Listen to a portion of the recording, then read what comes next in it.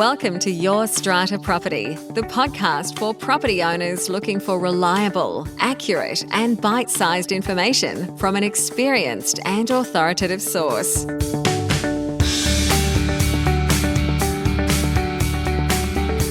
Hello and welcome.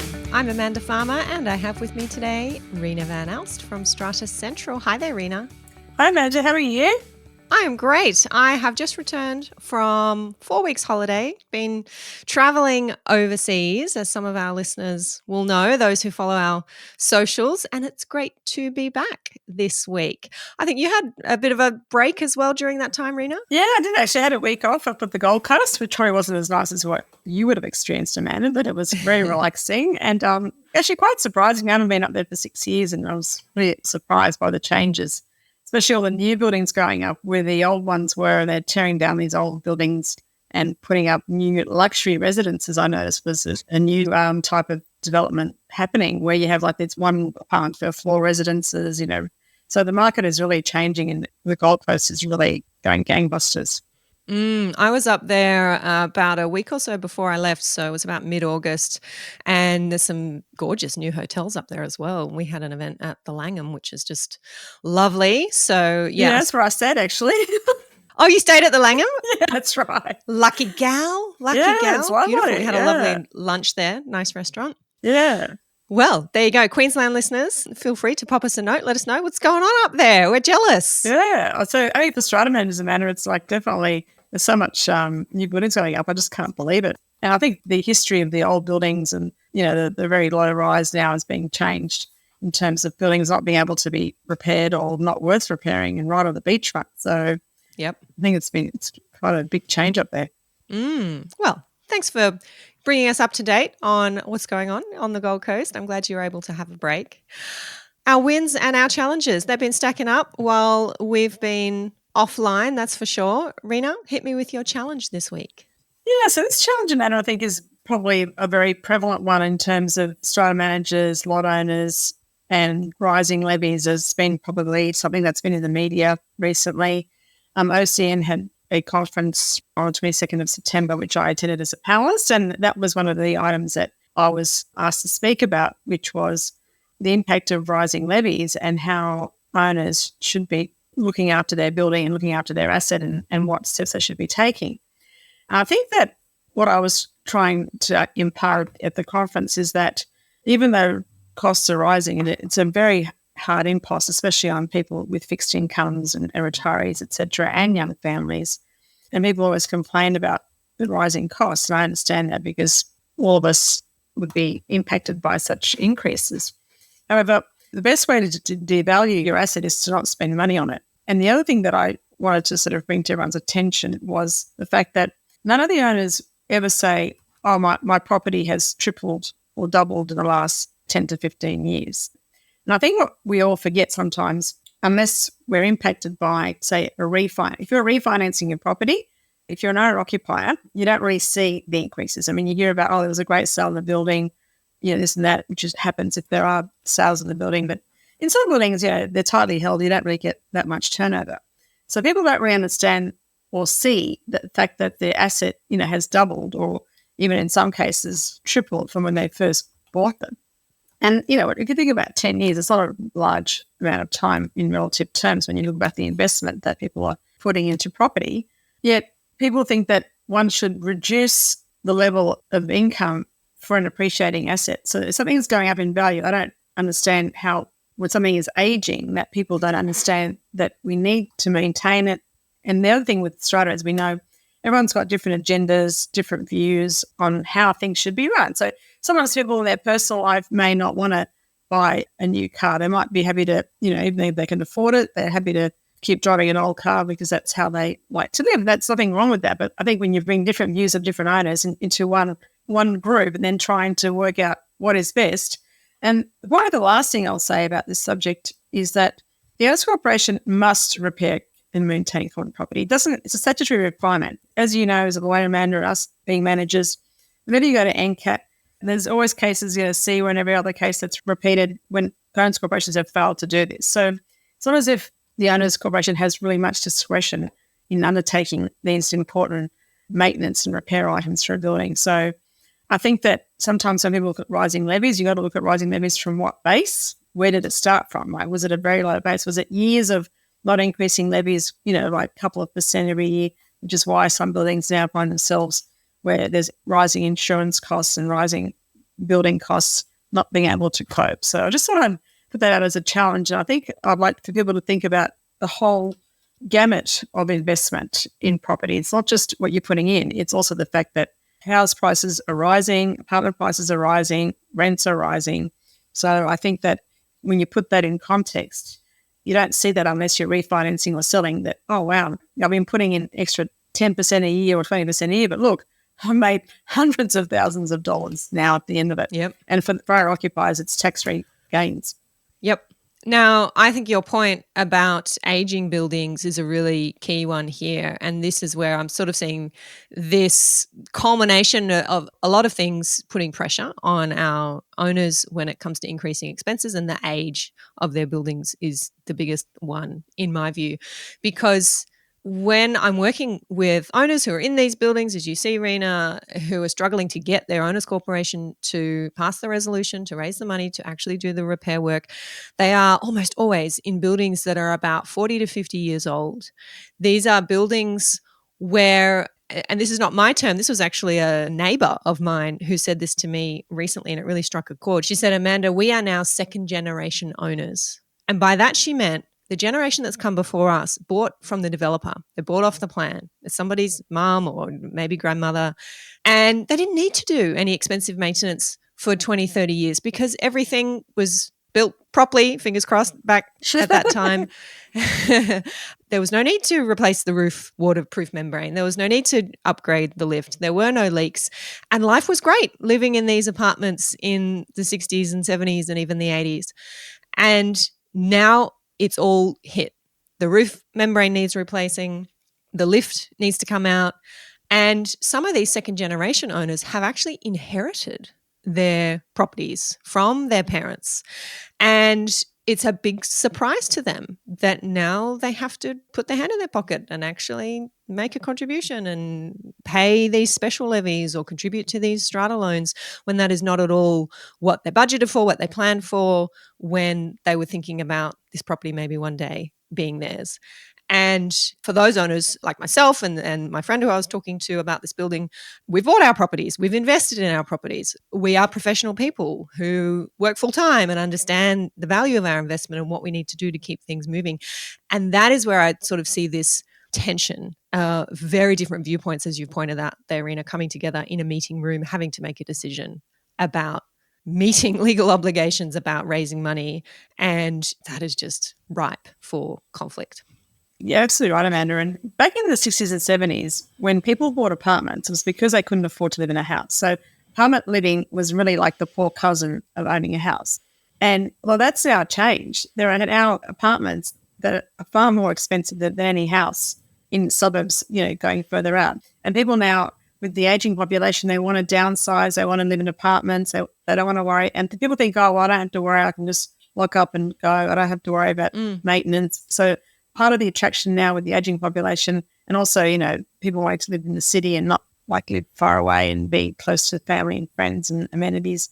And you're right, there is that very big shift in terms of owners who bought originally or inherited, and those now that are buying in at the high prices. Because now, if you look at apartment living, it's not cheap even just to invest on average. So, in many city locations, doesn't matter where you live, apartments aren't cheaper in outer suburbs for new apartments especially. So I think there's things that going to have to happen, I think, because the fact that buildings now, because of the inflation, it's now probably coming more to people's minds, Amanda, because of rising costs, that we need to now start focusing and thinking a bit more carefully about the future.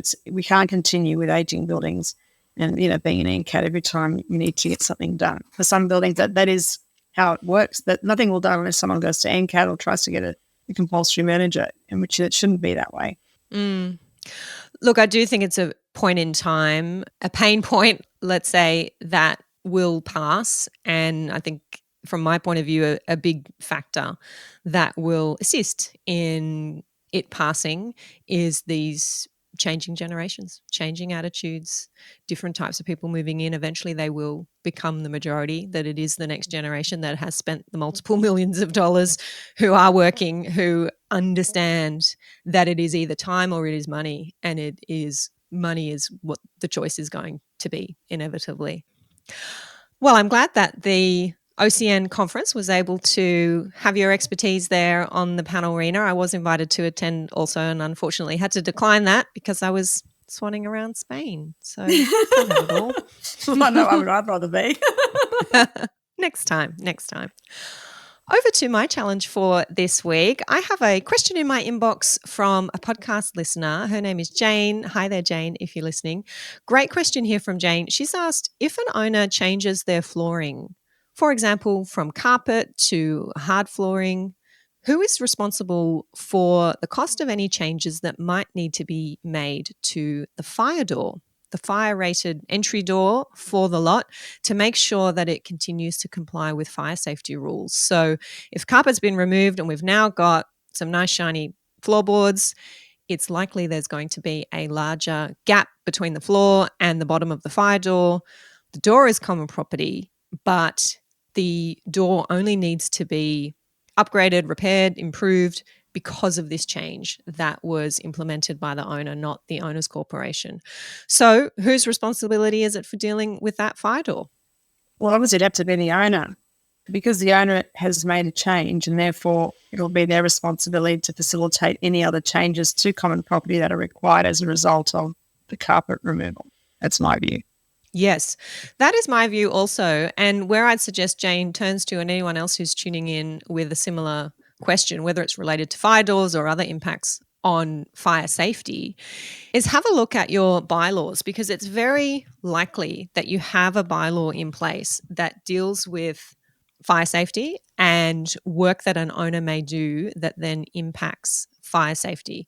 What I'm thinking about is model bylaw number 10, which is in Schedule 3 to the Strata Schemes Management Regulation in New South Wales. Now, these are the newer versions of the model bylaws that made an appearance in our legislation when it commenced in 2016.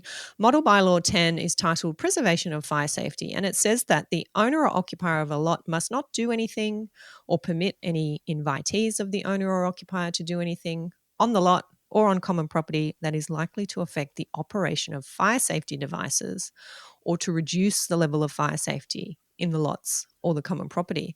So have a look, Jane, if you have a bylaw to that effect, similar to that, making sure that owners are responsible for any impacts their work may have on fire safety devices on the property. And certainly that would make clear that where this kind of work is done to flooring, then fixing the fire door is the responsibility of the lot owner who did the work, as Reena says.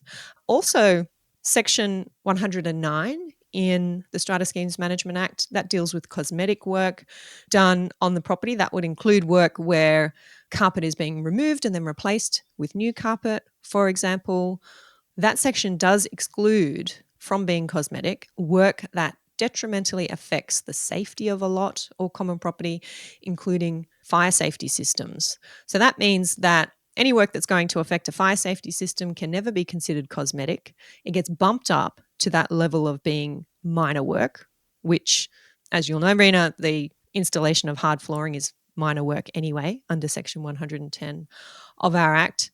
If work is minor work, then it needs to go before the owner's corporation for approval. Maybe your strata committee has been delegated the authority to approve that work, but the installation of hard flooring should not be happening without some form of consideration by the committee or the owner's corporation, some form of approval, and you can attach conditions to that approval. And I'd suggest this is a really great example of the kind of condition you might want to attach to an approval, to say where you are going to impact fire safety devices through your work, you are responsible for dealing with that impact, for rectifying any damage to the fire door, for example, if you're dealing with flooring. That's a great idea, Amanda. I think that many of us that are dealing with older buildings don't refer to that model bylaw that you just mentioned, and I think that's a good idea to add that as a condition of approval for managers to all your templates that you have, because that might then bring to the forefront. Sometimes people don't think about those. And I've also got ones, Miranda, where they have to install regular pole at 10 millimeters. And when that happens, the door becomes even very tight. So the fire door has to be shaped. It's got to be shaped to the correct gap as well. So that's another important thing that you just mentioned, not just cover that creates a gap, but when you're putting very thick underlay, that also it reduces it. But when you're shaving it down, it's got to be shaved down to the correct gap and not increased, but maintain at the statutory requirement. Yeah, good point. And what I'm hearing here from Jane is this is something that really is unlikely to be discovered until your next annual fire safety inspection comes around. The fire safety practitioner comes in, says, oh, flooring's changed, door therefore needs to change. This could be some 6-12 months down the track. So being able to track back, okay, what were the terms of this approval for the new flooring? Did we cover ourselves here by saying that should any common property be detrimentally impacted, particularly fire safety devices, it is the responsibility of the owner who's done the work to attend to that rectification. Great question. Thank you, Jane, for bringing that one to the podcast.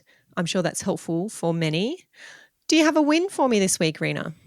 Yes, I have a wonderful win for a change. I think it's really nice in terms of our own team. And Sarah Smith, who's our Senior Strata Manager and our Chief Operating Officer, has won the inaugural Real Estate Institute Strata Manager of the Year Awards a few weeks ago. Yay!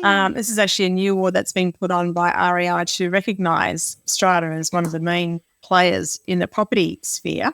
And basically, the criteria was quite high. It recognises Sarah's leadership and support, her client service, innovation, looking after the operations in Strata. And we were so lucky to celebrate that award with her a few weeks ago. So I just wanted to share that with all the listeners today so that they, sometimes people don't understand, like Strata management is a very hard job. I think many people say to me, oh my God, like I had an owner the other night in a committee meeting, he had to walk out and said to me, I just can't deal all this minutiae. And he said, and he rang up and apologised the next day, but he said to me, I don't know how you do your job. I think people don't realise, Strata management is such a multifaceted profession. You have to be aware of the law, accounting, psychology, be able to calm people, be able to be all things to all people, which is usually a very hard thing to do in life anyway, let alone at a professional capacity. And, I think the fact that Sarah won is such a testament to her great skills, her nature, her communication, and just the great, wonderful person that she is. So, yeah. Congratulations, Sarah Smith, Strata Manager of the Year and Strata Central. I am lucky to know Sarah well, to have known her for many years. And look, I'll fess up, I'm also very lucky, as is my community, to have Sarah as our Strata Manager. So we've snapped her up, which is great, and she's serving our community very well. I'm not surprised that she was the winner of that award. She is a tough but fair player, I would say, and as those of us who have been trained by Reena van Aalst are. Sarah's been with you for many, many years, I think. Reena, how long have you worked together? Yeah, since 2004 we've actually been working together. So, 20 years? Yeah, and since I opened our practice, it's probably longer than a lot of marriages, I would say. And we're still getting along. We're still happy. So, yeah. Excellent. Well, very well-deserved win. I'm sure Sarah is really chuffed with that one. Thank you for sharing that. My win for this week, I have looked at my inbox this morning and I can see that our friend Jimmy Thompson over at Flat Chat is running a poll. He's run a couple of polls in the last few weeks, as I can see from his emails. This one, Jimmy says, is a happy poll. It's a good news poll. He's asking his readers, and I'm encouraging you to go over and complete this poll as well. What do you like most about this strata life? Now, I'm not sure when the poll closes, but when we publish this episode, we'll either be including a link to go and complete the poll in our show notes here, or we'll include the link with the results for the poll. But I'm bringing this to you today as our win because I like it when we talk about what we enjoy about living in strata. We started this chat, Reena, talking about these burdens and increasing levies, but there's a reason why we do choose to keep living, to keep investing in strata. And I know Jimmy's highlighting that with his poll, asking you to let him know what you like most about living in an apartment. Is it the security, the lock up and leave? Is it that you don't have to do the repairs or the gardening? Is it that you can live in the area that you want to live in? Why are we choosing to live in strata? Let Jimmy know over on his Flat Chat website. Well, Jimmy actually was the host for our panel Great. at the OCN seminar a few weeks ago. And he had another poll, I think, about what cost would you like to cut in strata management. And he actually refers to that in this new poll. He said, you've got here, so up to 2 very negative polls about cost cutting and annoying neighbours with little sunshine. So one of the ones that he raised about cost cutting actually was about legal fees, and I just mentioned, I reacted and said, yeah, everyone hates lawyers. So that was quite funny. So that was one of his... I'm glad you got to laugh at my expense in there, Reena. That's right. I just thought I had to share that aspect with you, Amanda. I thought that you'd like to know that one, the cost cutting. Well, do head over and complete that poll for Jimmy. We've got a link for you in the show notes for this episode. You'll find those over at yourstrataproperty.com.au/podcast. Just have a look for this episode number 382, and you'll see all the helpful links for today's episode and either the results of Jimmy's poll, if he's got those yet, or your opportunity to contribute. Thank you for joining me this week, Reena. It's lovely to reconnect after some time away. Yes, Amanda, it's been lovely seeing you again. You look so nice and relaxed. I just had this vision of the next 6 months dragging me back down into the strata. I'll get more wrinkles. I'll gradually go grey. Then I'll go on holidays again, then come back revival. That's what you're going to do. That's how your owner asking you, how do you do it? That's how you do it. Exactly. One season at a time. Exactly. Thanks for joining us, everyone. We'll catch you all next time. Bye for now. Bye. Thank you for listening to Your Strata Property, the podcast which consistently delivers to property owners reliable and accurate information about their strata property. You can access all the information below this episode via the show notes at yourstrataproperty.com.au.